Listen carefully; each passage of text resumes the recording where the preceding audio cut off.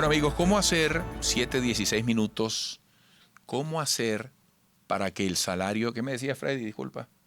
Ok, estamos gestionando el contacto con nuestro próximo invitado, que es magíster en política monetaria, economista, profesor de la Universidad Central de Venezuela, Luis Crespo. Pero mientras tanto, ¿qué hacemos con el salario? ¿Qué hacemos para que el salario recupere en alguna medida progresiva y creciente su sentido histórico, su propósito?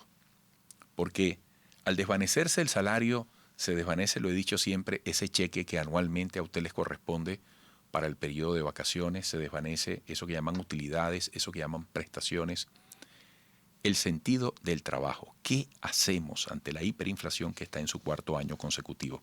Bueno, ya tenemos en contacto a Luis Crespo. Luis, buenos días. Buenos días, Eduardo. Un gran saludo y gracias por la invitación. Bueno, cada vez hay una mayor desigualdad en Venezuela entre la inmensa proporción de quienes menos tienen y la pequeña proporción de los más privilegiados, de los que tienen mayor capacidad para enfrentar la hiperinflación.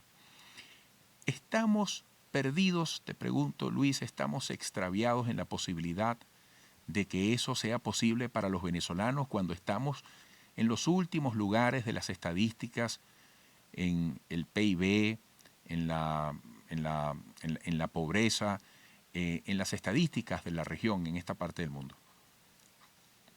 Eh, bueno, estamos viviendo los problemas que estás identificando como pobreza, desigualdad e inequidad son el resultado de todos estos años de errores en política económica, de una ineficiente, ineficaz o escasa política social que de una manera u otra diera respuesta a los problemas que se estaban presentando en el país. Se agudiza con el tema de la hiperinflación, fenómeno que hemos conversado en otros momentos y hemos descrito la agresividad de ese fenómeno y cómo influye en las familias y en las empresas. En el caso de la familia, la hiperinflación, además de destruir su salario, destruye sus condiciones de vida e inclusive trasciende al tema emocional. Al destruir su salario, sus condiciones de vida y el tema de sus activos, bueno, las familias se encuentran en situaciones de precariedad o comienzan a vivir el deterioro de, de la pulverización de sus ingresos y a su vez del deterioro del entorno de sus condiciones de vida. Cuando hablamos de pobreza, podemos identificarla de distintos métodos, de distintas formas.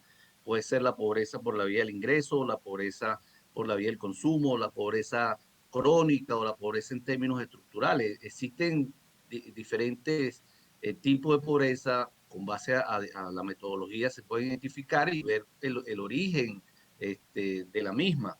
Lo grave de la situación en Venezuela es la magnitud en la cual se está presentando la pobreza. El salario de los venezolanos en bolívares no significa nada. Los niveles de la población que están dependiendo de ingresos no formales o que están dependiendo de trabajos no formales ha crecido en los últimos años, la destrucción de empleos productivos, cuando el poder adquisitivo con respecto al valor de la cesta alimentaria en el país, bueno, tiene una diferencia que prácticamente coloca al salario en una condición de inexistencia. Hay debate sobre bueno, el daño que ha hecho el mismo al tema del trabajo. Luis, Se ha destruido. Cuando hablamos de destrucción de capacidades productivas en el país, hablamos de destrucción de trabajo, inclusive. has llegado al punto, fíjate, lo acabas de decir y era mi pregunta.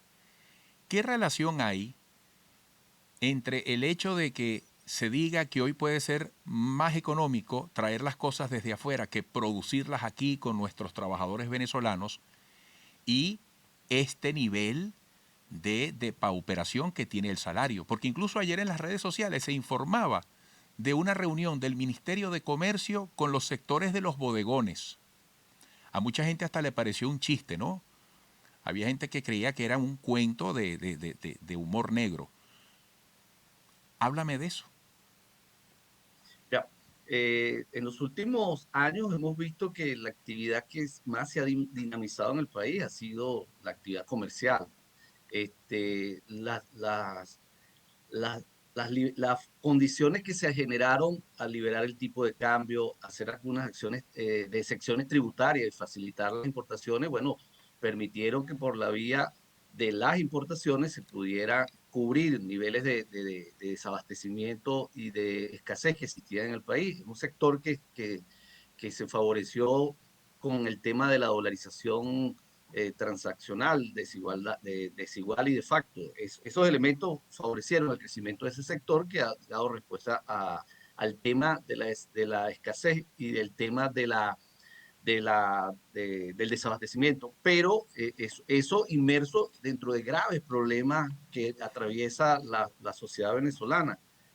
Cuando hablamos de pobreza y desigualdad, estamos hablando que más del 90% de la población en este momento, por la vía del ingreso, no puede cubrir sus necesidades básicas. Cuando hablamos de inequidad, es que estamos viendo que algunos pueden acceder a servicios públicos o a servicios de salud o a servicios de educación e inclusive a la conexión de Internet y la gran mayoría de la población no. Porque ¿quién puede pagar planes de conexión eh, en dólares o quién puede pagar un HCM para acceder a la salud o quién puede pagar incluso la educación privada con los salarios destruidos que tenemos los venezolanos? Cuando observas el tema de la pobreza crónica, cómo ha crecido en el país, estamos hablando de más del 60% de la población que se encuentra en esas condiciones que no puede ni satisfacer ni la cesta alimentaria ni la cesta básica, ni tiene ingresos consistentes para poder satisfacer necesidades y que están excluidos prácticamente dentro de esta sociedad, porque cuando hablamos de una sociedad que se encuentra en pobreza, estamos hablando de una sociedad que no está ofreciendo las condiciones a la población para desarrollarse en la misma. Incluso ahí vemos un tema sobre el problema de la migración, o sea, que tenemos que verlo más allá del tema político y represivo, es que esta sociedad está brindando o ofreciendo posibilidades a los jóvenes. Si esto continúa en las magnitudes de pobreza y desigualdad y de inequidad, que es una variable que ahora se hace muy fuerte en el país, es muy difícil para las generaciones futuras desarrollarse en el mismo, porque es una sociedad que no te está brindando las oportunidades, las instituciones en la misma no están cumpliendo con sus funciones y el futuro de la población se ve comprometido o el de las generaciones futuras se ve muy sobrio por, bueno, las condiciones en las cuales nos estamos desarrollando en el país, salarios Bueno, destruidos, servicios públicos destruidos, y bueno, las perspectivas de verdad que son muy difíciles, que es un cambio estructural para generar nuevas condiciones en el país. Luis, te agradezco mucho este análisis, siempre invitado. Hasta pronto. Gracias, Eduardo, un gran saludo para ti. Luis Crespo, magíster en política monetaria, economista. Caramba, uno extraña a los invitados, porque este es un programa que se hace con presencia de los invitados. Y ya imagínense, más de un año que no le vemos la cara a nadie aquí presencialmente, no es fácil. Dice José López vía Twitter, buenos días. El problema es lo que cuesta trabajar en el país, desde crear una compañía o abrir una cuenta bancaria, la cantidad de trámites y documentos que piden. Interesante observación. Volveremos.